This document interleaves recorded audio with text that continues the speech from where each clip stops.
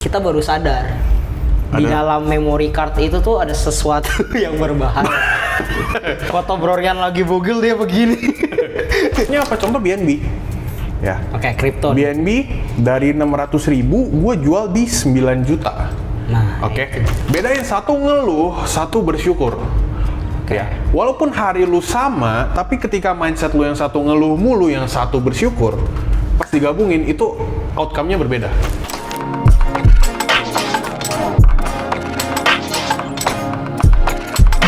Oke, sekarang kita balik ke podcast episode yang ketiga. Kalau kemarin gue bilangnya PK. PK Podcast ya. kehidupan. Podcast kehidupan bareng Cohen ya. Bukan penjahat kelamin, bukan. PK. Podcast kehidupan. Dan gini Bro Rian. Oh iya, gue kenal dulu. Ini tamu gue yang ketiga juga nggak kalah spesial lah. Pertama kan ada Cohen, kedua ada Bro Dennis. Yang ketiga ini lu kenalin diri lah. Halo guys. Semuanya mulai halo guys. Yang lain juga. Iya, kasih otot dong, kasih keras. Halo guys. Kasih keras. Jadi nama gua Rian. Sabar, gua belum oh ngomong. iya. Maaf. Lanjut. Jadi nama gua Rian. Gua udah kenal Vincent dari kapan ya? Dari COVID ya. Pertama kali gua ketemu dia itu pas lagi di acara SSI. Itu 2021. 2021 ya? Bukan COVID tuh. Oh, udah kelar COVID berarti. Nah, gue kenal Vincent udah lumayan lama lah, 3 tahun. Tapi ya bisa dilihat seperti ini, anaknya nggak berubah-berubah.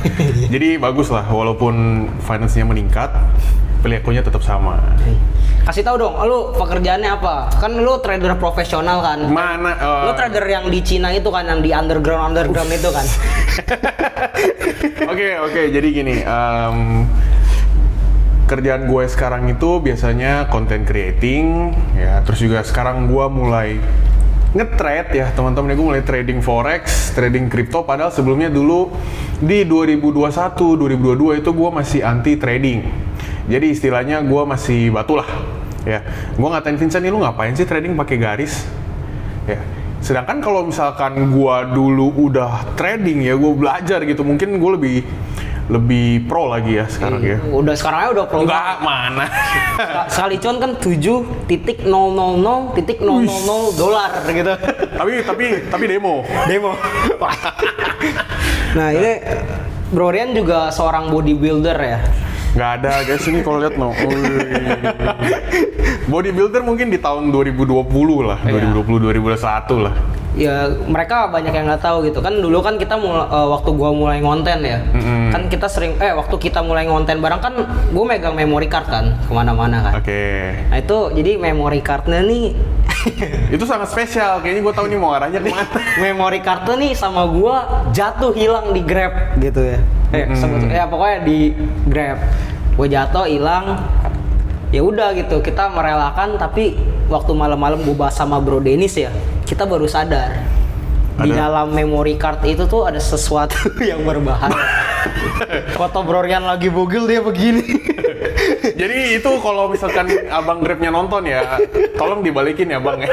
Itu ada aib saya di sana soalnya. Itu padahal niatan gue nyimpen itu buat kenang-kenangan, tapi di memori sama Bro Dennis kan nggak jadi gitu.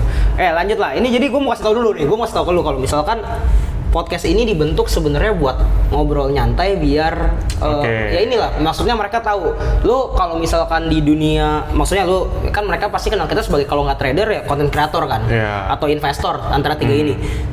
Di balik itu biasanya ngapain sih? Sehari-hari lu ngapain?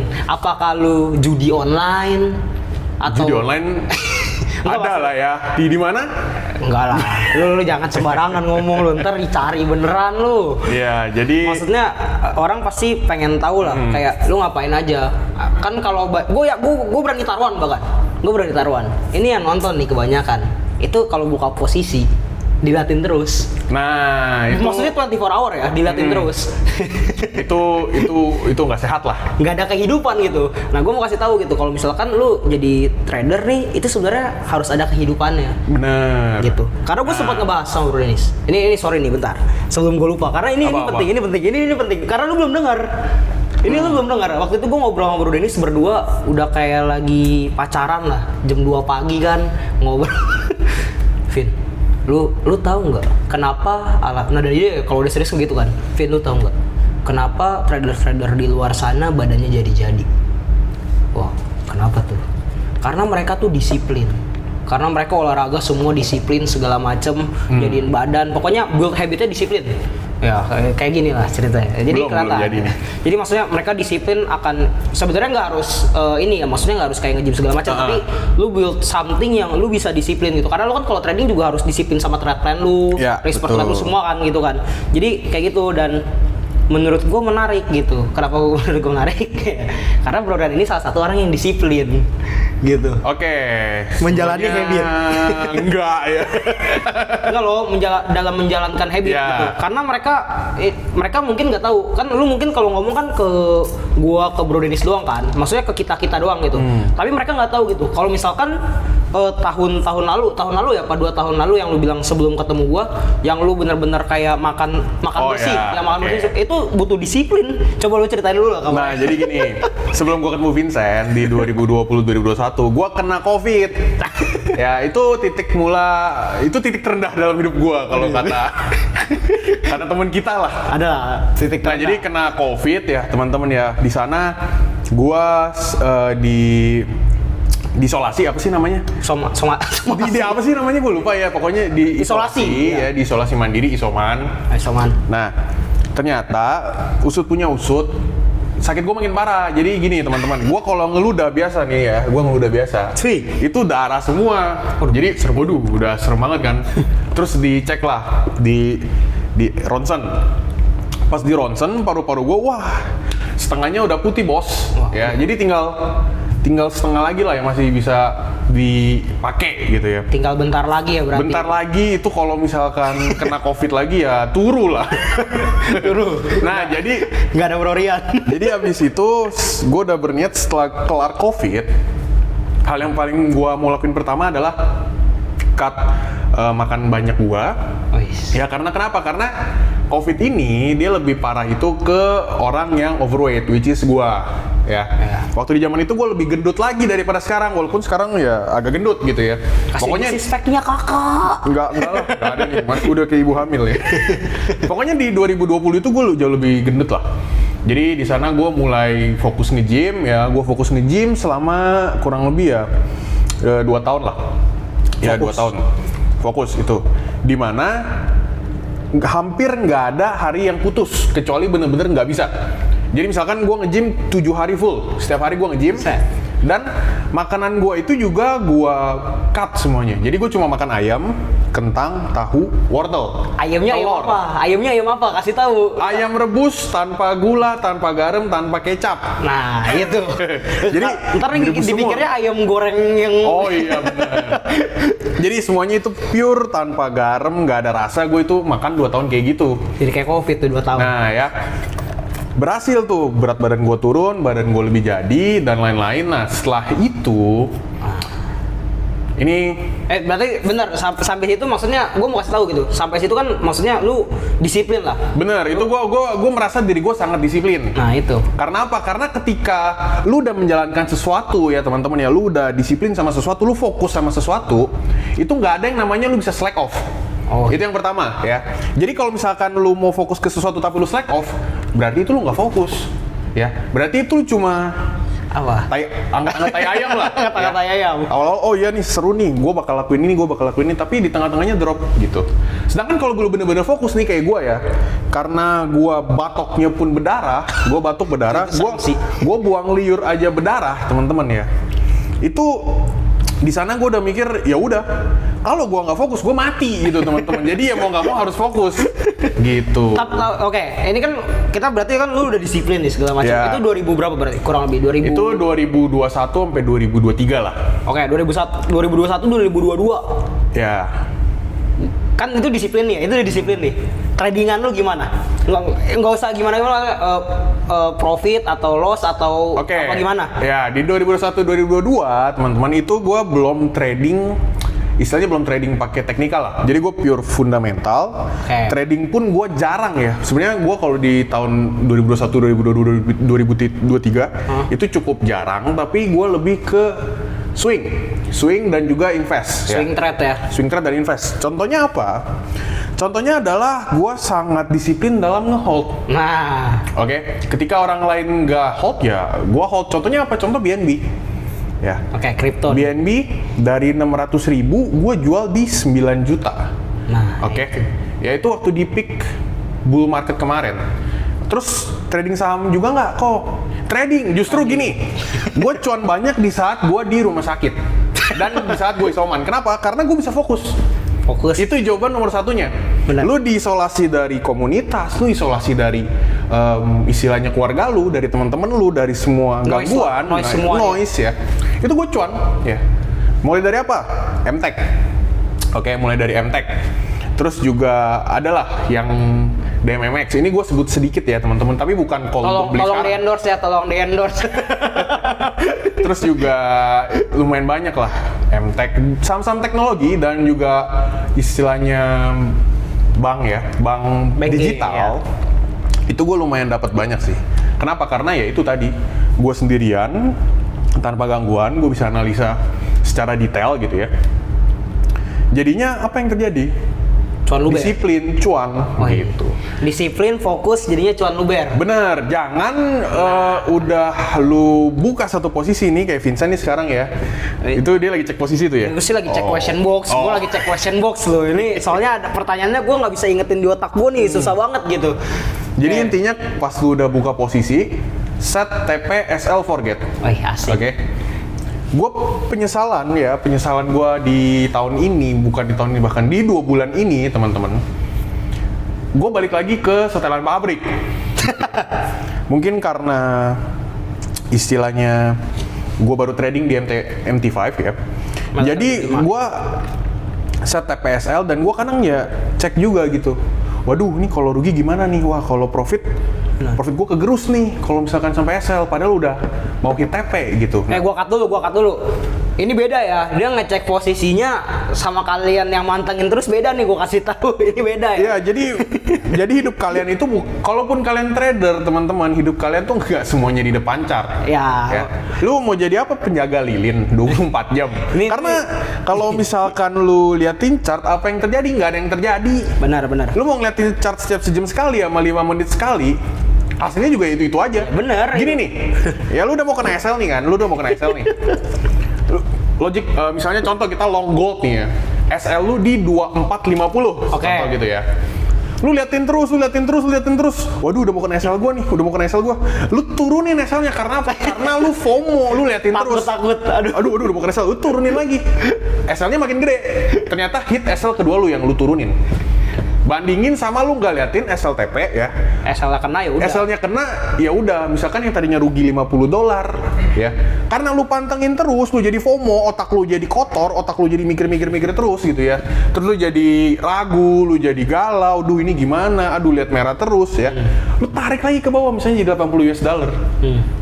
Ternyata dia jut ke bawah. Yang terjadi gitu. Jadi harusnya lu rugi 50 jadi rugi 80. Itu juga berlaku lah sama, maksudnya kayak ke take profit juga sama. Sama, bener. Kalau lu udah ini ngeliat, udah mau kena nih TP, gue naikin. Jadinya nggak nyampe TP dia turun lagi. Iya benar. Itu bisa kejadian. Sama, karena greedy kalau yang itu bedanya. Tapi gue balik dulu. Ini dari tadi kan si Bro Ren bahas intinya dia dulunya dari fundamental nih. Iya. Ya kan, fundamental lah. Ini udah berubah haluan. Itu ada pertanyaan kayak gitu. Ini udah ada pertanyaan begini. Makanya gue bilang gue baca ya, karena kadang nggak bisa masuk ke otak gue, ini pertanyaannya kayak di luar nalar gitu. Keren, berarti follow lu keren. Nggak, maksudnya buat gue. Buat gue yang di luar nalar gitu. Kan kalau gue sendiri kan ya emang gue ngikutin fundamental tapi dikit. Kayak untuk di saat-saat kakek maju ke meja pidato, nah itu gue dengerin. Ya. Nah, itu carilah kakek siapa.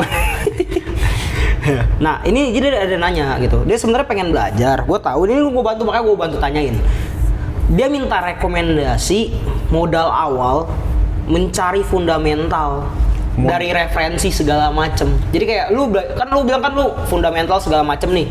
Dan gua nggak memungkiri ya, maksudnya kayak misalkan kalian di cerita forex, cerita trading ataupun ya yang kenal lu lah pokoknya, itu kan pasti kan kalau misalkan ada blast news something kan lu bisa menjelaskannya kan detail gitu. Beda maksudnya beda nih gua yang ngejelasin atau misalkan Bro Dennis atau ya pokoknya yang lain lah maksudnya kalau jelasin ya udah begitu doang kan kayak ya hasilnya bagus, hasilnya jelek, artinya begini. Tapi kita semua kan nggak ada yang sampai ngejelasin, oh ini hasilnya jelek karena apa? Karena begini. Nah, mungkin mereka juga tertarik gitu kan, pengen belajar fundamental. Karena kan memang beberapa kali kan lu bawain kelas segala macam dan itu ngebahasnya fundamental kan. Ada nggak menurut lu kayak tips triknya buat belajar itu? Buat pahamin nih. Oke, yang pertama ya ini menurut gua ya teman-teman ya. Opini pribadi. Fokus. Karena gini, kan lu mau paham nih suatu fundamental ya. Misalnya let's say gini, lu pengen paham apa itu CPI. Oke. Lu buka di internet CPI. CPI itu apa? CPI itu apa? Terus lu baca semuanya ya. Misalnya dari wiki nih, lu baca dari wiki, terus juga udah kelar lu baca, lu cari lagi di Reddit CPI itu apa, lu cari lagi di misalkan di Discord, abis itu lu cari lagi di website lain CPI itu apa. Sekarang ada ChatGPT, cari lagi CPI itu apa. Ya, lu masih belum ngerti, cari-cari terus. Jadi gini teman-teman, waktu istilahnya pas COVID ya, ini balik ke COVID lagi lah ya. Pas COVID kan belum ada ChatGPT kan? Belum ada. Nah, jadi pas COVID teman-teman, itu gue pure belajar kripto dan juga saham waktu gue isoman. Jadi ya ketika lu punya suatu hal yang pengen tahu gitu ya udah cari sampai lu bener-bener tahu, bukan cuma setengah-setengahnya doang gitu ya. Bahkan nih kayak kemarin gue baca debt ceiling ya atau plafon utang gitu teman-teman buat bikin konten reels gue ya. Gue bukan asal plafon utang US naik bla bla bla bla bla bla terus gue jelasin gitu kan tanpa gue mengerti. Ya jadi gue dari jam 10 malam, ini kemarin banget ya teman-teman ya, 2 hari lalu lah. Dari jam 10 malam gue cari sampai jam 5 subuh. Gue baca plafon utang itu apa, terus kenapa bisa di stop, terus kapan dia munculnya, terus kenapa sekarang naik terus, hubungannya apa sama printing money, terus hubungannya apa lagi sama bonds. Jadi dengan satu hal yang sangat penasaran ya. Jadi ketika curiosity lu meningkat teman-teman, lu bakal cari semua hal yang bisa yang bisa kasih makan rasa penasaran lu itu, gitu ya. Karena gini, lu punya hunger untuk tahu sesuatu. Beda loh ya, orang yang cuma pengen tahu hasil newsnya, ya. Misalkan gue pengen trading gold nih, oh CPI-nya turun, yaudah gue long gold. Ya itu gua lah, Tapi selalu lah, gua lah. Jadi ya, ketika lu seperti itu boleh juga. Kenapa? Karena trade lu ya berhasil. Tapi ketika lu mau tahu sesuatu yang lebih besar, something bigger than that ya. Ketika lu pengen tahu apa yang sedang terjadi di dunia ini sekarang, ya udah lu harus punya rasa ingin tahu yang tinggi dan lu harus punya hunger untuk itu ya. Karena gue sendiri teman-teman, gue bisa lihat nih, ntar gue bisa kasih lihat deh chat gue sama ChatGPT ya. Itu setiap hari itu gue udah kayak suami istri lah. Apapun yang gue penasaran ya teman-teman, misalnya gue di Reels nih ya, gue ketemu nih ada orang ngebahas kripto A, gue cari tuh sampai kelar, gue cari di ChatGPT. Terus ada orang misalnya ngebahas tentang rumah lagi. Terus ada, coba kita cek ya ChatGPT-nya ya. Oh, lu mau screen record sekali? Waduh. Gak apa-apa, ntar gue tampilin di sini, gitu. Nih, bahkan gue ada cari. Jadi tadi gue nonton Netflix Kingdom, teman-teman kalau yang tahu ya. Itu tentang zombie. Gue mah nggak ada waktu buat nonton. Jangan gitu dong. Gue cuma nonton 2 episode lah. Gue kan trader yang ngeratin chart mulu ceritanya. Nah, gue abis nonton, gue penasaran. Zombie bakalan ada nggak ya sebenarnya? Gue cari di ChatGPT gitu ya. Terus gue mikir lagi nih, waduh sekarang hari ini kok panas banget ya? Ini hewan gimana evolusinya? Emang mereka bisa adaptasi gitu? Gue cari di ChatGPT dan muncul banyak misalnya binatang apa gitu. Jadi pengetahuan lu banyak ya. Tapi apakah dengan pengetahuan banyak lu bisa istilahnya profit banyak? Itu nggak tentu ya teman-teman ya. Benar. Karena lu harus perlu share fokus. Oke, lu harus punya fokus setajam silet. Oke. Kalau misalkan lu istilahnya seperti gua yang pengen tahu apa aja, ya mungkin lu bisa baca sampai istilahnya sedikitnya lah, lapisan paling luarnya. Lu nggak perlu sampai banyak-banyak gitu lah. Yang penting lu tahu aja. Tapi gini menurut gua Bro Den, itu ada keunggulannya sebenarnya. Oke. Karena gini, kita simple ya, kita ngomongin perang. Ya, kita ngomongin perang negara A, negara B yang lagi terjadi. Gue nggak perlu sebut lah, pokoknya ada perang gitu kan, tembak-tembakan misil, jeger. Menurut lu berapa banyak trader yang paham kalau itu sebenarnya indikasi untuk ngapain? Gue nggak sebut long atau short lah, indikasi untuk ngapain. Kita nggak usah sebut itu ya. Gue cuma bilang paling ya kurang lebih 10-15% dan, yang tahu. Dan menurut gue kalau misalkan ya tadi, kalau misalkan lu paham, lu udah tahu harus ngapain. Contoh nih, teman kita nih, si Kohen nih yang kemarin yang di episode pertama perang nih, jadi tahu harus ngapain.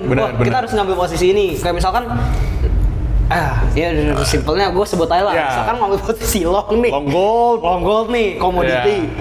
Dia nggak langsung asal pencet, enggak gitu. Oke, kita taruh misalkan buy stop di sini. Pokoknya dia kasih tanda nih di sini untuk buy stop. Misalkan kalau misalkan breakout dia langsung buy pokoknya buat dapat ke atas. Atau misalkan dia bisa turun untuk ngambil amunisi untuk long. Karena kebanyakan begini, gue udah tahu nih misalkan gini. Ada dua orang. Yang satu tahu nih harus cari long gold. Yang satunya lagi nih nggak tahu. Terus mereka berdua ngelihat satu chart yang sama kan, XAU USD. XAU-nya turun dalam. Nah, pertanyaannya yang berani ngelong siapa? Pasti yang udah tahu. Oke, kita harus cari long. Iya, benar. Udah pasti begitu maksudnya. Dan menurut gue itu kita ngomong ilmu fundamental begitu yang menurut gue at least kalian harus paham luarnya. Ya, itu gitu. Street smart lah ya. Kalau misalkan lu bilang nggak ada teori lah itu ya. Jadi lu mesti pahamin sendiri. Dan itu berlaku maksudnya untuk semua loh. CPI, NFP dan lain-lain maksudnya itu berlaku. Dan kalau gua cuma tahu sampai luarnya doang gitu. Nah, kalau Bro Rian itu one step ahead. Nah, tapi gua ada trik lain Bro Rian sebenarnya. Jadi gua udah ketemu trik lain. Kalau lu mau lebih memanfaatkan, maksudnya mempercepat lah waktu. Gimana tuh? Kalau gua kan ngertinya trading. Ya kan? Jadi ya gue mau kalau kemarin nih gue ada ini nggak ada lu pada ya di sini ya intinya ini nggak ada kameramen nggak ada itu semua nggak ada lu gue berdua ngobrol sama Bro Dennis tentang networking pokoknya. Oke. Ya kalau misalkan mau tahu bahasa apa lu cek aja episode sebelumnya. Intinya gini, jadi gue kan bisa trading, gue punya value dong nih, gue bisa trading. Gue nggak ngerti fundamental, gue cari aja orang yang ngerti fundamental. Nih gue bisa trading loh, gue bisa trading sampai dia mau, oh iya kayaknya trading menarik, itu tukeran barter. Gue barter sama informasi jadinya. Nah jadinya kalau gue pribadi, gue milih jalan tersebut shortcut. Dari Bro Dennis bilang, gue punya temen satu jago fundamental. Siapa? Bro Rian. Nah, kenalan, kita kenal Bro Rian, makro. Nah, gue sekarang jadinya apa kalau Dennis? Ini gue setuju sebenarnya ini kita jadi simbiosis mutualisme sih. Bro Rian. Intinya aja lah. Ini naik apa turun? Iya. Jadi itu jadi simbiosis mutualisme sih karena awalnya juga sebelum gua ketemu Vincent, ketemu Kohen gitu ya. Ketemu trader-trader jago lah. Gue tuh nggak analisa pakai garis sama sekali. Gue itu buta.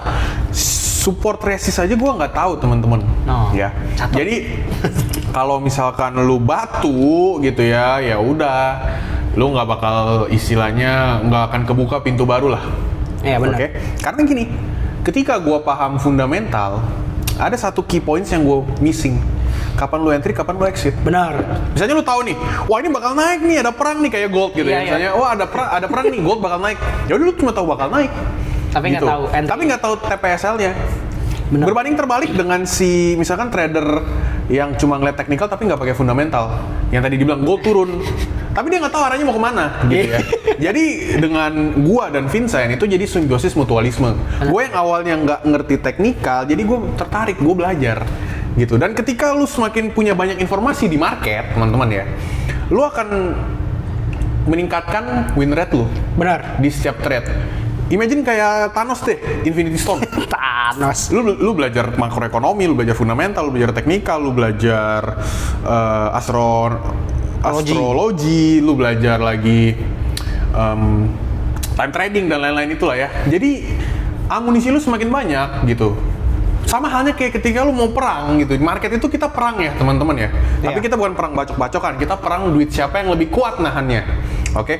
Ketika lu maju ke medan perang, ketika lu punya bekal yang lebih banyak, lu akan survive lebih lama gitu ya. Jadi daripada ada dua kubu gitu ya. Dulu gua ngeliat ada dua kubu nih. Satu fundamentalis, satu teknikalis, yang satu ngatain banyak teori, yang satu ngatain analisa pakai garis gitu. Tapi ketika gua lihat lu trading pakai garis, teman-teman, ya Itu ada kok yang trading pakai garis doang bisa cuan MM-an. Sebenarnya gue dari tadi nih lagi, kalau misalkan mereka lihat ya, gue lagi kayak main otak-atik HP. Ini gue bukan lagi buka question box, tapi gue mau kasih lihat ke mereka gitu. Mereka kan pasti kayak, apa sih nih manusia ngomongin apa sih berdua kan? Maksudnya mana mungkin sih gedein win rate segala macam kan? Iya. Gue mau kasih tahu. Ntar ini gue screenshot dulu. Screenshot satu, sama yang kedua ini gue mau kasih measurement. Ini gue tarik ya. Ini gue tarik. Oke. Jadi simpelnya gini ya. Ini gue screenshot lagi. Jadi kemarin itu kita ada kayak grup gratis kan segala macam. Iya, Ini gue nggak taruh linknya segala macam, biar kalian cari lah di video mana ada. Gue sama Bro Dian tuh sempet tektokan. Waktu itu gue ingat banget sekitar jam 4 sore, itu di jam 4 jam 5 sore pokoknya ya, di weekdays. Bro Dian ngomong, "Vin, XNG menarik." Oh, XNG. Ini lu bahkan nggak tahu kan. Ini balik lagi, ini emang nggak ada skrip, emang ini kita ngomong sebenarnya gue bukan mau ngarahin ke trading ya Bro Dian. Bahkan gue aja lupa loh. Iya, XNG gue pernah nge-call tapi udah lama banget itu. Gue mau bahas ke kehidupannya kan sebenarnya. Tapi menurut gue ini menarik gitu, karena mereka kan kayak lu satu fundamental, satu teknikal. Maksudnya apa simbiosis mutualisme segala macam, maksudnya apa? Gue mau kasih tahu gitu. Kayak misalkan ini maksudnya gue kasih apa ya? Bukti nyata gitu. Dimana waktu itu XNG ini tuh gue nggak pernah sentuh. Gue nggak tahu XNG itu ada. Oke, ini menarik nih. Seumur hidup gue nggak tahu XNG itu apa dan itu apaan. Bahkan kan gue carinya apa? Di kripto gue cari XNG. Iya. Nggak ada Bro Dian. Gue kan itu ngomong. Terus dia pokoknya dia, Vin, menarik nggak? Itu kan di saat lu masih fundamental lagi belajar teknikal. Yes. Sedangkan gue, udah gue masih di dengan teknikalnya gue segala macam kan. Dimana itu waktu gue cek teknikalnya itu lagi disupport.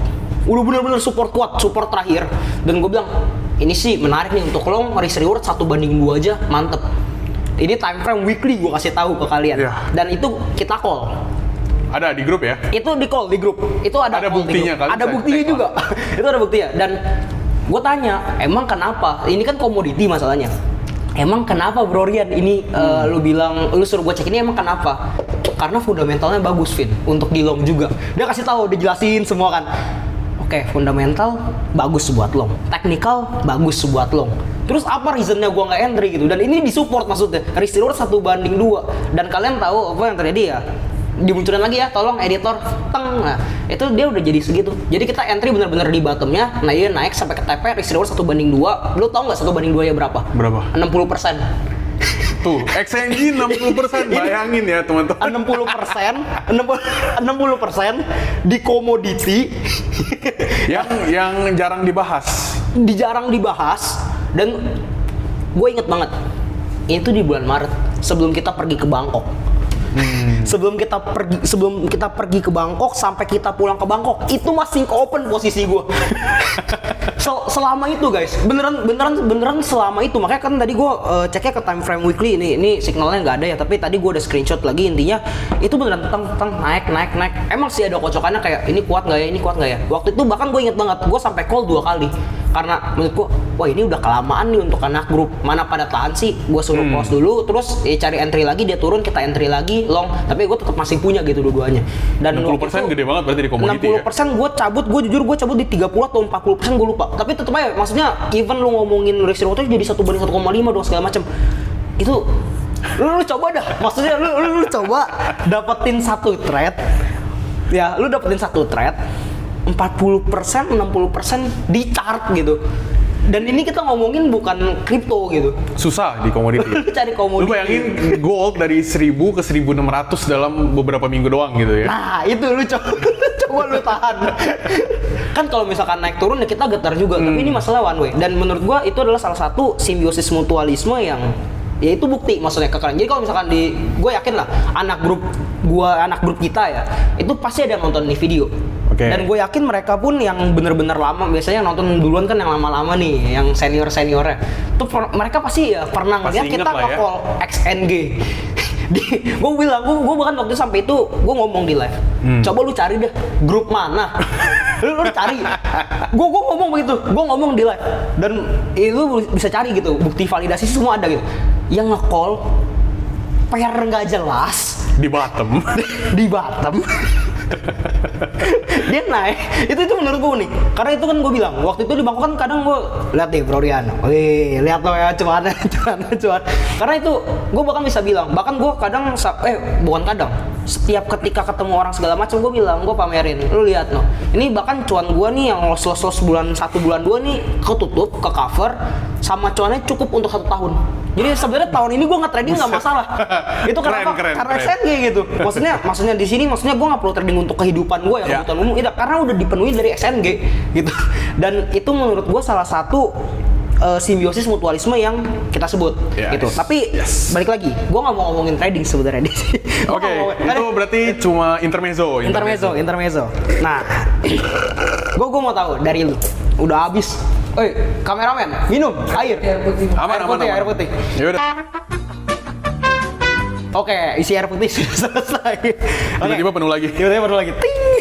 Gini, Bro Ren, ada yang nanya, habit atau skill apa di zaman sekarang ya? Di zaman ini berarti Sabtu 12 Oktober ya.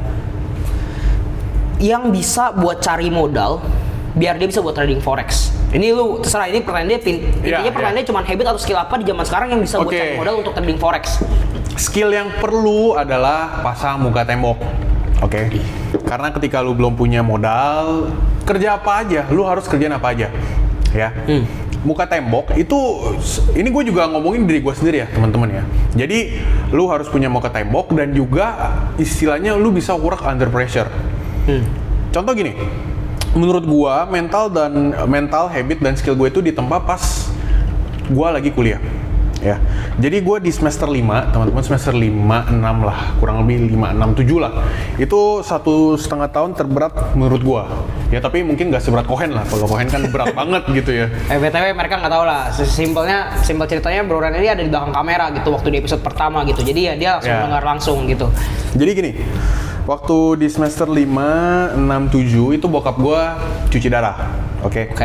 Kena ke ginjal, cuci darah. Jadi istilahnya setiap minggu 3 kali lah ke rumah sakit dan gue harus nungguin 1 harian di rumah sakit. Misal dari jam 1 sampai jam 6. Dari jam 1 sampai jam 6 gitu ya. Sedangkan di saat itu gue lagi istilahnya banyak banget kerjaan, walaupun bukan kerjaan yang dapat duit gitu ya. Contoh nih, gue lagi istilahnya gue lagi kuliah ya. Kuliahnya harusnya kan gue study abroad, cuma nggak jadi karena COVID. Ya. Jadi pinter, study abroad. Jadi gue harus sambil kuliah, sambil ngurusin bokap gue bolak-balik rumah sakit, sambil gue kerjain skripsi teman-teman ya. Jadi gue ambil skripsi itu di semester 7. Oke, supaya gue nggak banyak teori lah, di semester 8 kelamaan gitu ya. Jadi gue semester 7 lulus gitu. Gue ambil skripsi, gue ambil international paper juga, jadi gue publish paper sambil gue jalanin SSI. Jadi ini SSI apa? Nah, jadi SSI ini adalah Sekolah Saham Indonesia teman-teman ya. Dulu sempat jalan gua, Bro Dennis sama ada temen gua 2 lagi. Untuk sekarang udah nggak ada ya. Udah diganti, kita bahas kripto jadinya. Nah, gua nge-handle 5 ini teman-teman, itu sangat under pressure. Oke, ya. Jadi kalau teman-teman yang belum tahu, gua itu kuliah IT. Tapi jadinya ke kripto terus ke trading gini-gini lah. Kalau kata Bro Dennis bisa hack wifi nggak? Nggak bisa. Nah, singkat cerita teman-teman ya, karena IT itu menurut gue cukup berat. Lo harus bikin program. Dan gue publish paper, gue juga bikin skripsi. Itu gue AI. Ya, gue bikin skripsinya AI, publish papernya juga AI. Jadi gue bikin 3 program di saat yang bersamaan. Ya, 3 program di saat yang bersamaan. 3 program ini menurut gue cukup berat. Kenapa? Karena lu harus cari di internet gimana cara bikinnya. Lu harus pikirin AI-nya mau kayak gimana. Lu harus codingin juga misalkan di Python. Gitu ya, mungkin gue nggak bahas terlalu dalam ke codingannya lah. Tapi istilahnya lumayan berat. Ditambah kan gue lagi study abroad online. Ya, study abroad online. Gue juga harus bikin program lagi. Harus bikin tugas lagi. Ya. Ditambah gue harus ngurusin bokap gue, ya bokap gue di rumah sakit. Jadi gue kadang bisa nih, gue kelas di rumah sakit. Oke, jadi bokap gue itu cuci darah. Bagi teman-teman yang belum tahu cuci darah, jadi dia tuh pakai rinso kan? Pakai Mama Lemon. Nah, jadi gini teman-teman, pas cuci darah ya, itu dia ada di satu ruangan, teman-teman, satu ruangan dan cuci darahnya itu 4 jam. Ya, 4 sampai 4 jam setengah lah. Kelar-kelar ketika udah cabut alat, terus juga udah beberes-beberes ya kurang lebih 5 jaman lah. Jadi dari jam 1 sampai jam 6 lah, kurang lebih segitu ya. Kan gue ada spare 4 jam tuh teman-teman. Gue ada spare 4 jam. Gue di sana bawa laptop. Ya, bawa laptop dan laptop gue itu cukup butut lah, jadi cukup nge-lag dulu. Ya. Dulu masih miskin. Nah, Sekarang mah udah kaya raya. belum. Amin ya. Belum. Nah, jadi gini. Di saat-saat itu gue bisa sambil kelas, teman-teman ya. Gue sambil kelas di Zoom. Terus setelah kelas gue meeting sama dosen gue buat bahas skripsi. Gue bikin skripsi gue di sana, gue bikin codingan gue di sana. Gue bikin paper gue sendiri juga, teman-teman. Gitu ya, gue bikin paper gue sendiri. Lalu setelah kelar itu gue urusin lagi SSI, telegramnya, analisa saham. Dan gue juga di saat itu gue belajar analisa saham, teknik analisa fundamentalnya kayak gimana, mulai dari DCF ya, discounted cash flow, mulai dari EV/EBITDA dan lain-lain itu gue pelajarin semua, teman-teman. Jadi menurut gue itu di tahun itu mental gue kebentuk lah ya. Jadi emang cukup berat, dimana lu work under pressure. Kurang lebih 1,5 tahun itu gue cuma tidur setiap hari ya, kurang lebih cuma 3-4 jam lah. Karena gini, setiap pagi gue harus blast Outlook di SSI ya. Gue blast Outlook di SSI. Setelah market berjalan, gue update ke member. Oke. Ada dulu namanya SSI Family ya, teman-teman ya. Update ke sana. Terus siangnya gue juga analisa saham. Habis itu jam 1 gue ke rumah sakit. Ke rumah sakit terus sekalian gue juga kelas gitu. Ya. Jadi di saat itu ketika gue misalnya, aduh gue malas gue nggak mau nemenin bokap gue lah. Atau nggak, aduh ini kebanyakan nih. Ya, istilahnya lu kebanyakan ngeluh itu ya nggak bisa lah. Jadi untuk sekarang skill atau habit yang harus lu punya kalau mau survive, yang pertama adalah muka tembok. Oke. Muka tembok. Ya. Catat, muka tembok. Di semen dulu. Di semen dulu. Lu mau usaha apapun, lu mau kerja apapun, selama lu mendapatkan uang ya nggak masalah. Benar. Karena gini, banyak teman-teman gue komplain ya. bukan teman di circle ini ya. Wah. Jadi ada teman gue banyak komplain lah. Ada. Aduh, kerjaannya banyak, gaji cuma segini. Gitu. Tapi yang mereka nggak pikirin adalah lu punya kerjaan, lu punya gaji gitu. Dan lu nggak punya pilihan sekarang. Lu kalau udah nggak punya pilihan banyak gaya, udahlah nggak usah lah. Susah. Kalau gitu udah susah lah. Lu udah nggak punya pilihan, terus banyak gaya, banyak mau, banyak bacot. Oke. Gitu ya. Muka tembok. Sama lu bisa work under pressure. Jangan kebanyakan ngeluh. Gini ya. Jadi gue sendiri nih, kalau gue bangun, itu gue selalu pegang perut. Waktu 2020 sampai 2022 gitu. Wih, ya. si spek nih. Terus gue bilang, anjir badan gue bagus banget. Badan gue jadi banget. Ini gue pengen makin jadiin lah, gue pengen nge-gym lagi lah. Jadi di situ lo ada motivasi ketimbang ya. Lu bangun, aduh gue harus kerja lagi, aduh gue harus ngapain lagi gitu ya. Bedain satu ngeluh, satu bersyukur. Ya, walaupun hari lu sama, tapi ketika mindset lu yang satu ngeluh mulu, yang satu bersyukur, pas digabungin itu outcome-nya berbeda. Walaupun di hari yang sama gitu ya. Benar. Misalkan gue menjalani hari Senin nih, tapi gue ngeluh sama gue bersyukur gitu. Ya, jadi ketika lu banyak ngeluh, terus lu juga banyak gaya, banyak bacot ya, susah lah. Oke. Seperti itu. Jadi ya semangat ya tadi yang buat nanya. Semoga kamu bisa mendapatkan modal. Bukan buat yang nanya doang lah. Buat yang nonton ya, buat yang nonton. Tetapi kalau kita ngomongin kayak gitu ya, lu ada nggak sih maksudnya? Kalau kemarin gue udah tanya Bro Denis, ya, Kohen, gue lupa gue udah tanya apa belum ya. Tapi lu nggak ada nggak maksudnya kayak, lu kan dari tadi kan maksudnya lu bilang jangan ngeluh muka tembok segala macem. Lu ada nggak punya satu prinsip kehidupan lu nih ya? Sama apa sih maksudnya yang motivasiin lu buat sampai lu begitu maksudnya? Kan kalau misalkan gini gue ngomong, lu kan padat nih ya, jatuh padat nih kan. Kalau misalkan gue kayak ya udahlah maksudnya kayak nggak ada motivasi apa-apa ya pasti kan ya udah maksudnya bodo amat gitu kan. Maksudnya lu ada prinsip sama ada motivasi tertentu nggak? Kenapa lu sampai sekeras itu ke diri lu? Oke, waktu dulu ya, prinsip gue adalah gue nggak mau ngeribetin orang. Oke, walaupun mungkin sekarang gue masih ngeribetin lu nih ya, kayak gue pinjam kamera lu itu kan ngeribetin ya teman-teman ya. Enggak lah, nggak bohong. Dia mau beli kamera yang 80 juta. Enggak, amin dapet ya. Jadi ya, prinsip gue adalah nggak mau ngeribetin orang. Karena apa? Karena dulu gue cuma istilahnya waktu masa SMA gue lihat ya, gue cukup nggak berguna lah waktu SMA. Ya, gue kerjanya cuma nonton anime, main game, nyontek ulangan ya. Dia nyontek ya guys, tolong dia nyontek. Gue dulu nyontek ya pas SMA ya. Halo bapak guru gue pas SMA. Ntar gue mau ribetin editor dulu, ntar pakai lagu yang ini yang Mr. Crab main violin. Ya jadi ya itu karena gue istilahnya berasal dari keluarga yang biasa aja teman-teman ya. Jadi kalau kalian belum tahu, keluarga gue itu bapak gue kerja kantoran, emak gue kerja kantoran. Ya, apa yang dididik ketika kapasiti orang tua lu cuma sampai segitu? Kerja kantoran. Kerja kantoran. Jadi ini real ya teman-teman ya. Jadi ketika lu mau upgrade skill lu, ketika lu mau cari goals baru, ketika lu mau cari for something new, opportunity baru, keluar dari kotak. Benar. Pertama, Setuju. itu keluarga lu.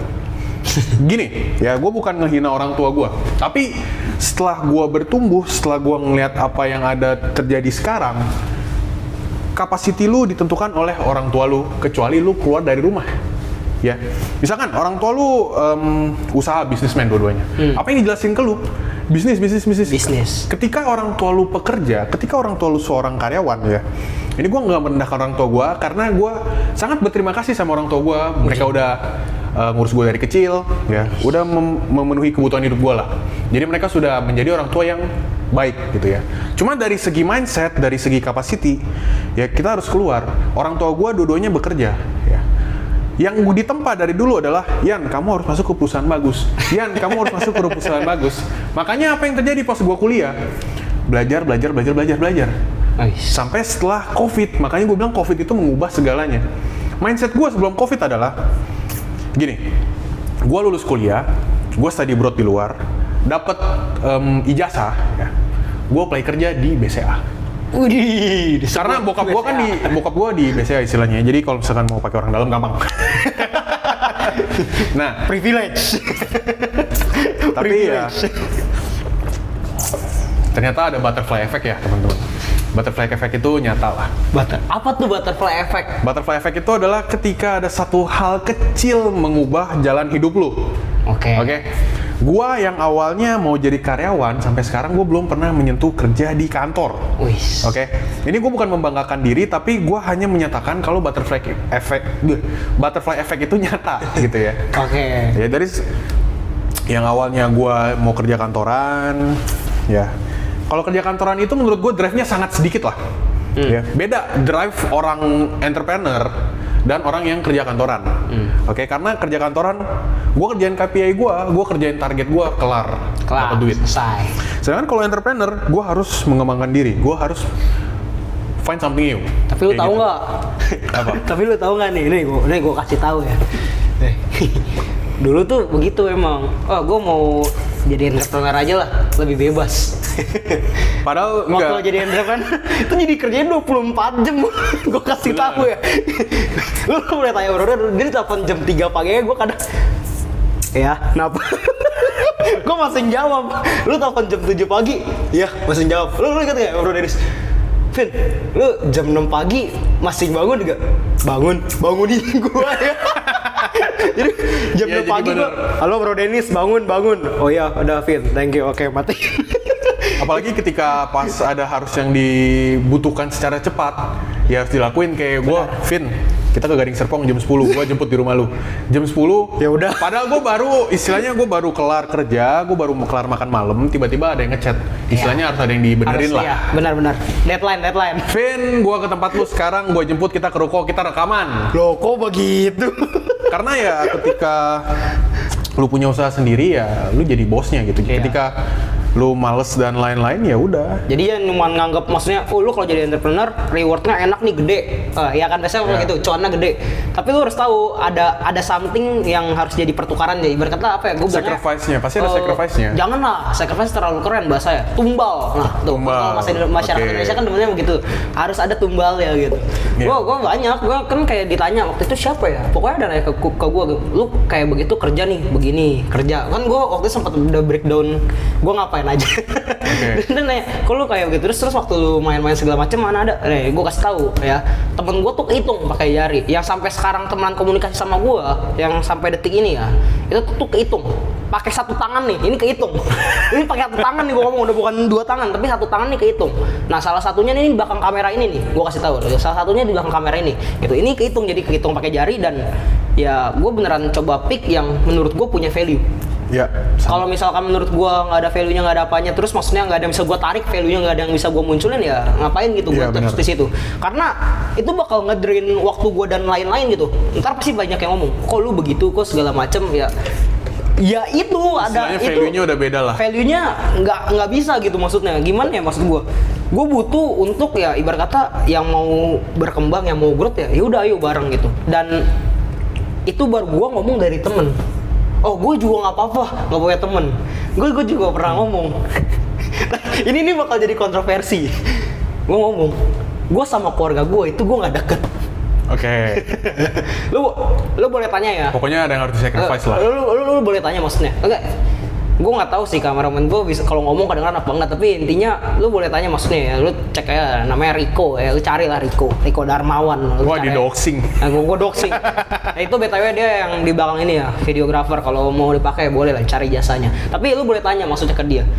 Sedekat apa gue sama keluarga gue gitu. Karena ya lu gimana nih coba? Kan kalau lu kan masih ketemu, lu masih makan bareng nggak? Makan bareng. Nah, gue enggak. Mereka makan. Gue lagi kerja. Okay. Gue turun jam 2 pagi. Nah, udah pada tidur kan. Gue makan sendiri. Terus udah kelar makan gue tidur. Enggak, gue naik lagi, gue kerja lagi. Jadi gimana ya? Waktu sama keluarga nggak ada segala macam dan lain-lain gitu. Dan kalau lu tanya, sekarang emang lu masih sampai begitu? Jawabannya udah mulai enggak. Kenapa jawabannya mulai enggak? Karena gue udah mulai dapetin. Jadi gue udah ibarat kata sacrifice, tumbal. Gue udah tumbalin yang waktu 2 tahun pertama, 3 tahun pertama buat ngincar dapetin capital semua segala macam. Sekarang kan udah bisa nih, udah lebih leluasa. Nah, baru gue ngumpul segala macam. Gue nggak tahu ya lu begini apa enggak ya. Gue juga nggak tahu lu pada begitu apa enggak. Gue begitu. Karena ya awal-awal itu bener-bener hampir nggak ada waktu. Ketika lu building something ya, lu mesti fokus. Iya. Kalau lu nggak fokus, itu yang lu build itu nggak akan jadi apa-apa. Iya. Jadi mungkin 2-3 tahun pertama lu distance yourself ya, lu fokusin dulu ke diri lu sendiri, lu fokus apa yang mau lu build, baru ya setelah udah berjalan dan istilahnya udah sedikit bisa relax lah, baru lu bisa approach lagi yang awalnya lu tumbalin gitu. Itu gue sama keluarga gue apalagi nih, ini pasti banyak yang kayak ketemu keluarga besar biasanya udah kan ke pisah kan, tapi kan pisahnya kan nggak jelas kan karena malas doang.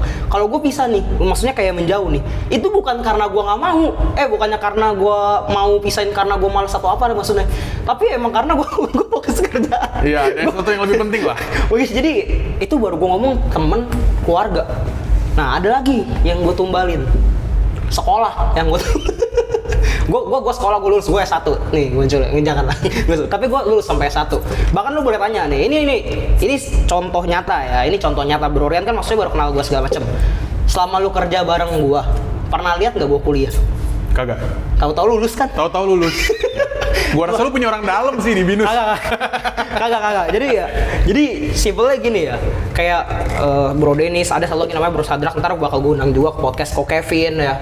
Ada, ntar gue undang juga ini Bro Rian. Itu kayak maksudnya kuliah Vin, ya kuliah. Tapi gue, yuk GS yuk, gue datang GS, yuk kerja yuk, main atau apa, gue bisa datang gitu sampai malam, sampai pagi, sampai subuh kan gue main pulang. Kayak nggak ada waktu untuk lu kuliah ataupun kerja. Tapi tiba-tiba gue lulus. Yeah. Terus gue sebut kan IPK gue segini. Bro Des, pinter juga. Jadi IPK gue ya bisa dibilang di atas 3,6. Gue sebutnya di atas 0,3 namanya. Gue udah lupa bahkan berapa. Karena apa? Karena menurut gue yang nggak penting. Penting nggak penting lah. Jadi menurut gua pribadi kalau kuliah itu, ntar pasti kayak sekolah penting nggak bang? Pasti ntar ada pertanyaan kayak gitu kan. Jadi gua jawab di sini. Menurut gua kuliah itu penting nggak penting. Ini gua juga baru belajar setelah ngobrol sama lu sama Bro Dennis. Kayak misalkan kalau misalkan lu ngomongin kedokteran, nah masa lu bedah cek YouTube kan nggak mungkin. Nggak mungkin. Jadi emang ada beberapa yang harus punya ilmu fix itu emang harus kuliah. Benar. Tapi kalau misalkan kayak gua kan manajemen. Gue aja nggak tau lu belajar apa sih manajemen? Gue manajemen. Belajar apa? Yang diajarin tuh yang kayak Aida SWOT segala macem kan. Oke. Gue SMK manajemen nih. Sama juga pelajarannya. Pelajarannya sama. Apaan sih ini pelajaran? Gue jarang banget. Jadi tapi ya gitu. Maksudnya waktu kalau dikasih ulangan apa semua segala macam ya gue kerjain karena gue udah ngerti, gue bisa gitu. Dan karena gue ada prakteknya, gue tahu dong, gue jelasin pakai bahasa praktek. Waktu itu intinya gue singkat cerita, intinya ada satu momen kayak begini di kuliah gue dapet nilai jelek. Terus gue bilang, ini bener? ini bener begini gitu. Gue ini bener begini. Terus enggak ini teorinya kan beda segala macem. Terus gue kasih unjuk. Tak. Di lapangan kayak gini. Di lapangan begini, bos. Benar. Terus alhasil udah itu nilai berubah. Tapi tuh lulusnya jadi agak sewot lah sama gua. Gua nggak sebut siapa lah, tapi intinya ada lah yang kayak begitu. Dan menurut gua ya balik lagi kayak yang Cohen kemarin, dia bilang kan kayak lu better pentingan win rate apa WD-nya berapa sih? Ya gue mendingan WD berapa lah. Dengan WD lah. Nah, sama pertanyaannya kayak sama gitu. Sebenarnya apa ya bilangnya tuh sama gitu. Lu better nilai lu bagus apa hasilnya gede gitu kan. Kalau kita ngomongin bisnis ya kan intinya kan ya lu nilai buat apa? Mas lu mau bawa gitu. ijazah gitu nih, nilai gua gede gitu Dan ya. menurut gua penting gak penting karena gua manajemen. Ya. Dan menurut gua itu bisa dipelajarin dimanapun. Terus lu kenapa masih kuliah? Pertanyaannya kan. Ya gue bilang, emak gue tuh sampai ibarat kata memohon. Gue ngomong nih, gue nggak tahu sebenarnya ini boleh apa enggak, tapi intinya emak gue tuh sampai memohon. Dia ngomong, mami mau anak mami semuanya punya gelar S1. Ya udah gue kelarin. Buat pride lah ya. Iya. Sama sebenarnya gue kayak lu juga Vin ya, tapi bedanya adalah waktu gua kuliah, gua fokus kejar nilai ya. Kalau Vincent ini kan dia fokus ke lapangan. Tapi nilaiku bagus. Tapi PK gua 3,9 lebih tinggi. Ya tapi di atas 3,5 lah. Jadi kalau kalian masing fokus nilai tapi di bawah 3,5 ada yang salah. ada salah kalian. Nah, jadi ya itu kan dari Vincent. Kalau dari gua ya ketika gua kuliah, gua fokus cari nilai. Justru kebalik sama Vincent ya. Karena apa? Karena ya lingkungan gue itu aja. Itu yang jadi masalah gue dari dulu. Lingkungan gue itu aja. Gue di dalam kotak yang terlalu kecil. Untuk gue yang terlalu besar mau explore gitu ya. Oke. Nah jadi ya udah, gue disuruh apa gue ikutin. Ya udah gue kuliah yang bagus nih ya. Gue mau kerja di sini gitu ya. Nah, itu gue belum sacrifice apa-apa. Tapi ketika COVID datang, ketika udah ketemu SSI dan lain-lain, yang gue sacrifice adalah masa depan gue. Oke. Paling berat, oke? Istilahnya ini adalah shift of istilahnya perubahan kehidupan yang paling besar. Gua yang awalnya di zona nyaman, gua yang awalnya mau cuma ngincer ya udah gaji 30, 40, 50 cukup lah. Wih, tetap Ya. gede incarannya. Misalnya Biasa orang bilangnya UMR di 4,5, 5,5, 30, 40, 50. Misalnya jadi karyawan udah cukup lah, yang penting hidup nyaman, tentram, aman, duitnya stay ya, maksudnya ada pendapatan pasti, lu tinggal berkeluarga dan lain-lain ya. Bahkan gue dulu sempet disuruh kerja di France, oke? Apa tuh? Di Prancis, Oh. France. Oh, di France. Ya. Karena Kita tahu. ya istilahnya ada koneksi lah ke sana ya dari dosen, oke? Itu gue sacrifice semuanya. Gue sacrifice masa depan gue di bidang IT. Gue sacrifice 4 tahun gue di IT. Gue sacrifice juga istilahnya kemungkinan gue kerja di France ya. Yang mungkin beda cerita hidup lah kalau misalnya gue jalanin yang gitu. Tapi yang gue ambil apa? Yang gue ambil ini teman-teman, ya. Itu sempat gue sangat pusing ya mikirin dari SSI, apakah gue gedein SSI terus gue nggak tahu kedepannya ada apa, atau gue ambil yang pasti udah gue tinggal kerja di France, gue tinggal istilahnya kerja kantoran, tinggal kerja nyantai, melakukan hal yang gue nggak suka sebenarnya ya. Karena gue nggak terlalu suka ngoding ya ternyata. Karena dulu IT gue sering main game nih ya, gue sering main game. Kuliahnya apa? Yaudah IT. Okay. Pas sampai IT gue muntaber gitu ya. Okay. Di saat orang lain udah ngerti coding ya. Di saat orang lain udah ngerti coding, itu gue masih buta coding sama sekali. Karena waktu di SMA gue nggak diajarin pemrograman. Tapi lo lebih milih SSI. Oke, SSI ini kan keuangan ya. Kita ngomong Iya, bidang betul. keuangan. Walaupun apa segala macam intinya kan berlanjut jadi ya udah jadi yang ke crypto, forex dan lain-lain kan. Oke. Ini ada yang menarik. Jadi kan dari tadi udah kehidupan ya. Ini last question lah dari gue. Ya. Itu kita ngomong keuangan ya. Ini gue balikin nih ke finance market, keuangan nih. Oke. Ada nggak tips dari lu buat ngatur keuangannya? Jadi buat yang nonton kan ibarat kata let's say ya gaji di bawah 100 juta, pokoknya tabungan semua segala macam di bawah 100 juta nih kita let's say. Lu ada nggak tips buat mereka atau tips yang lu pakai buat diri lu sendiri untuk ngatur keuangan? Ini last question lah dari gua. Buat ngatur keuangan, oke. Jadi kalau misalkan gua nih ya, ini dari gua karena bisa beda-beda orang ya. Kalau gua sendiri, gua tembak dulu. Misalnya gua dapat duit 10 juta nih ya, contoh. Dapat dari gaji lah, misalkan 10 juta. Ya. Dulu gua ada sisihin 20%, gua langsung kirim ke donasi. Gua langsung donasi 20%. Tapi untuk sekarang gue udah nggak lakuin lagi, ya. Bakal gue lakuin soon lagi, oke? Donasi 20%. lalu gue tembak dulu ke investment, baru sisanya dipakai. Gitu ya. Gimana kalau gaji UMR Bang? Gimana kalau misalkan gajinya kita sebut gaji 5 juta deh. 5 juta ya. Ketika lu punya gaji segitu, menurut gua penuhi kebutuhan hidup lu dulu. Apalagi ketika lu jadi sandwich generation. Ya, banyak banget orang Indonesia kalau nggak salah 54 atau 52% adalah orang yang sandwich generation. Ya. Lu sisihin apa yang menjadi fixed expense lu, mulai dari rumah, kalau misalkan lu udah berkeluarga, untuk expense anak lu, terus juga untuk biaya transportasi dan lain-lain ya. Lalu ketika itu udah kepenuhi semua, tembaklah ke investment. Gak usah lu ke mall, gak usah lu jalan-jalan, gak usah lu beli kopi nih aja, kopi dibeliin Vincent ya. Jadi ya misalkan ada minum gitu kan. Jadi ya intinya adalah lu gak usah banyak gaya lah ketika lu belum ada apa-apa. Menarik. Contoh gua nih ya, dulu waktu gua istilahnya gajinya masih di bawah 2 digit, bukan gaji, income di bawah 2 digit, nggak ada tuh gua keluar-keluar. Gua cuma di rumah doang. Terus juga kalau misalkan gua makan ya seperlunya aja ya. Dan kalau misalkan ada sesuatu yang baru nih, misalkan kayak Labubu ya, itu kan banyak yang FOMO tuh ya. Gua sih dari mesin capit. Itu lu ngapain beli gituan? Lu ngapain beli gituan? Atau mungkin ntar ada konser Leni lah, konser Leni. Udah lewat Pak. Konser, ya ada konser apa? Ya konser lah intinya. Lu ngapain beli gituan? Atau mungkin yang ngerokok nih ya, expense rokok tuh bisa sampai ratusan ribu per bulan. Lu ngapain ngerokok? Kalau misalkan masih ngepas lah ya ibarat kata. Ya lu ngepas ngapain ngerokok? Benar. Lu gaji gede ya boleh lah. Kalau misalkan lu masih gaji ngepas, lu beli rokok nih, lu sebat setiap hari.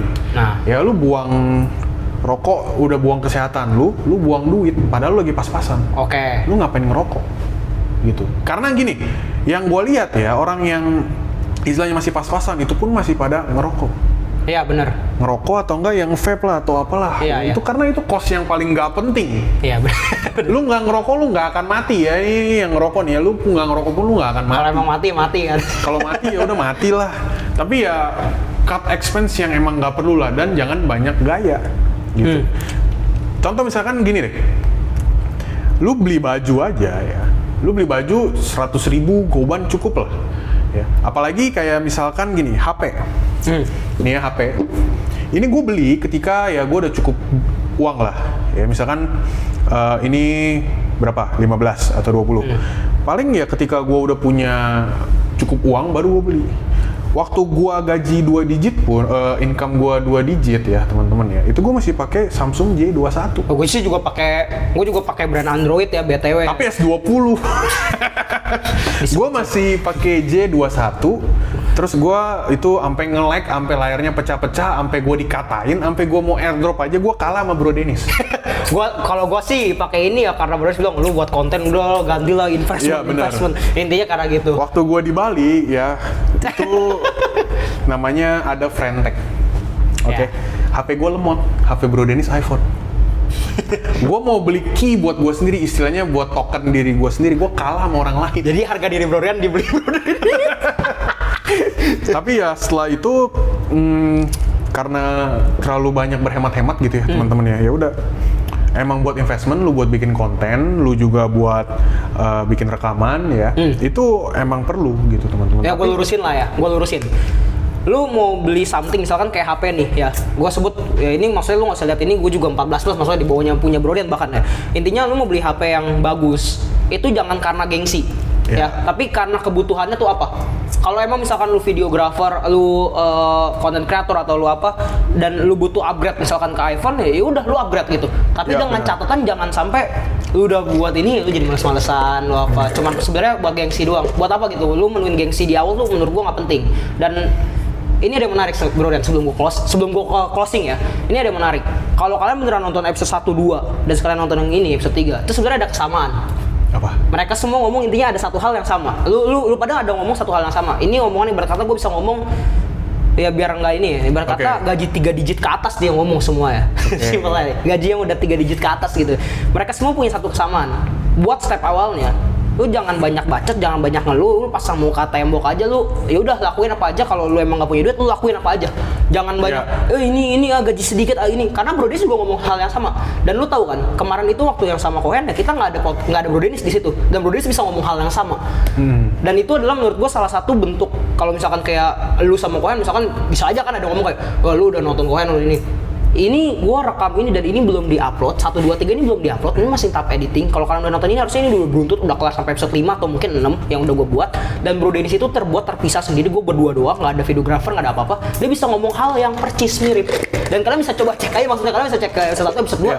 Mereka semua nggak ada. Ini gua nggak ada settingan apa-apa, maksudnya nggak ada skrip, ini nggak ada prompter, nggak ada apa-apa gitu ya. Mereka bisa kasih advice yang kurang lebih sebenarnya tipis-tipis mirip. Ngerti nggak maksud gue? Jadi ada beberapa kesamaan dan gue pengen ya mereka nih yang nonton belajar something new yang lu jangan cuma ngeliat, oh nih orang trader makanya nih orang kaya, oh nih orang trader makanya punya duit, oh nih orang investor makanya nih bisa begini. Padahal mereka belum tahu trader ya, gue sempat rugi 300 juta. Ya intinya gue rugi ya. Jadi lu trader itu nggak, oh lu trader lu kaya. Iya gitu. Yang pertama yang bener gini adalah, oh lu trader baru mulai lu miskin. Nah gitu ya, nggak ada yang tiba-tiba lu cuan banyak. Ini gue bisa kasih lihat di MT nih. Ya gue banyak akun, minusnya itu ada yang 7.000, 6.000, 5.000, ada yang 3.000 juga. Nah jadi ya lu di depan lihat nih orang, wah influencer gitu ya, sosial media influencer, cuan banyak nih, cuan banyak. Tapi yang nggak mereka kasih lihat adalah di belakang layar. Benar. Kalau gue di sini nih ya, gue kasih tahu, bahkan gue upload ke story, gue itu di MT masih minus, gitu ya teman-teman. Gue sempet minus banyak. Nah karena udah mulai belajar, ya udah mulai recover, udah istilahnya minusnya hilang 50% lah. Ya. Gue waktu itu share loss di grup aja, kata anak grup, kok jangan di share lagi lah, daripada trauma. Daripada trauma kok Ya, jangan emang di-share. begitu ya teman-teman. Jadi nggak ada, nggak ada itu namanya freelance. Nggak ada lu tiba-tiba dari lahir trader itu jago. Sama juga kayak lu dari lahir ya, lu mau jalan jatuh dulu, lu mau nyetir mobil nabrak dulu gitu ya teman-teman. Lu mau trading, lu loss dulu, nggak ada tiba-tiba cuan. Bakat ada, mungkin ada trader yang emang berbakat, ada yang trader Dari biasa. segi mentalnya mungkin berbakat. Maksudnya gitu emang dia berbakat nih, tapi tetap aja dia pasti ngelewatin something yang sampai dia kayak ketemu, oh ini tuh begini. Ya. Itu pasti begitu. Itu menurut gua kalian coba, kalau maksudnya kalau ya kalian nggak percaya, intinya ya pertama nih gua podcast begini, gua pertama masih ngeliat question box. Oke. Gua ngobrol masih kayak bisa kemana-mana, melenceng kemana-mana kehidupan dan lain-lain. Tapi kalian boleh cek yang sebelum-sebelumnya dan mungkin ke depannya ya kalian pasti akan menemuin satu buah kesamaan gitu. Dan itu satu atau dua buah kesamaan yang emang sering dilakuin orang-orang gitu. Dan menurut gua selain yang kayak tadi ya ada yang dikorbanin gitu. Kayak Cohen banyak yang dikorbanin, Bro Dennis juga ada gitu segala macam dan lain-lain. Lu juga ada, gue juga ada. Ya enggak lah, gua mah masing biasa-biasa aja lah gitu kan. Jadi menurut gua ya coba ya kalian coba ulang lagi, pahamin. Karena menurut gua dari podcast begini aja ya, itu tuh lu tau gak sih kenapa ini terbentuk podcast beginian? Kenapa? Karena yang podcast di Bali lu, gua sama Cohen. Oh gitu. Gue bilang kan kayak gue mau kasih lihat kehidupan trader di belakang ini, maksudnya sehari-hari gimana. Walaupun Cohen sudah sampai begini-begini. Udah sampai Nah, itu jam 2 pagi ya, videografer gue juga udah begini-begini. Ya tapi ya gue tetap buat, maksudnya gue mau kasih lihat gitu. Kan karena Bro Den sama gue ya bisa sampai jam 4 pagi. Ya karena emang jam tidurnya udah ngaco. Ya kayak gitu. Jadi menurut gue untuk podcast kali ini sama Bro Den segini aja cukup ya, maksudnya. Kalau misalkan suka atau mau dilanjutin sama Bro Ren lagi ya ntar gue buat lagi itu. Kita buat yang versi part 2-nya gitu. Atau sama Bro Dennis kita bikin part 2-nya. Atau sama Cohen kita bikin part 2-nya. Atau sama Rico juga boleh. Sama Rico videografer gue juga boleh gitu. Ya enggak gini, kata videografer gue ngapain? Karena gue bisa aja begini. Gue undang nih temen gue ya.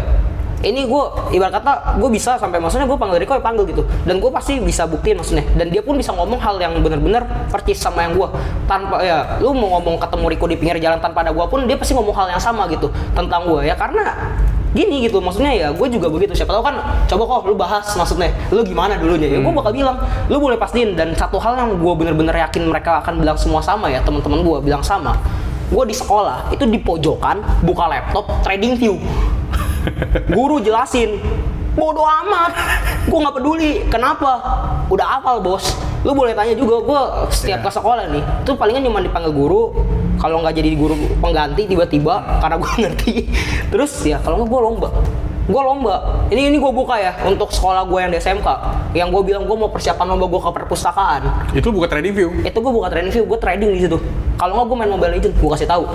gue main Mobile Legends terus gue kerja lagi, gue bukan persiapan gitu. Itu maksudnya kayak gitu, dan itu maksudnya sekilas lah kehidupan gue lah. Dan kalau emang atau misalkan boleh tuh kok bahas, coba siapa tahu dipanggil.